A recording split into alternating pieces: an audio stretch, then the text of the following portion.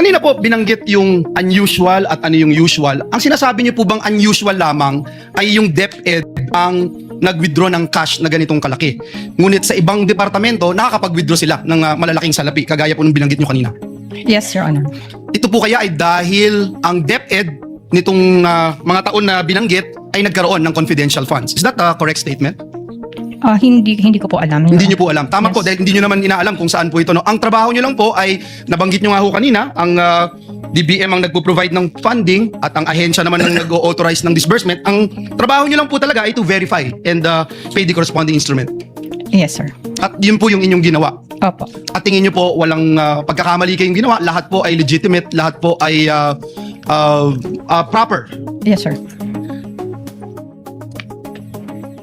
Comparing po doon sa previous administration, bago po nagkaroon ng confidential funds, wala pong ganitong kalaki na wini-withdraw ang Department of Education. Is that correct? During my time, wala po.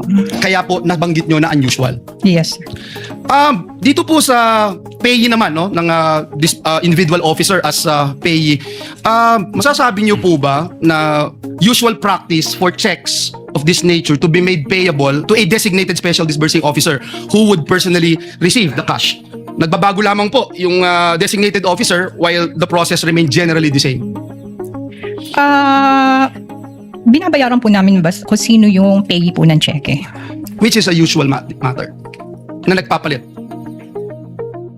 Hindi ko po kung nagpapalit-palit sila. Basta't ang ano po namin is kung sino yung payee ng cheque, yun po ang babayaran namin. Kaya nga po, at kung magpalit man ng pangalan, kung sino yung nakasulat. Yes. Last question, when there's a change in the Department of Education Administration or in its authorized officers, yung land bank po ba require updated authorization, specimen signatures, designated contacts and other verification bago nyo po i-process yung transaction?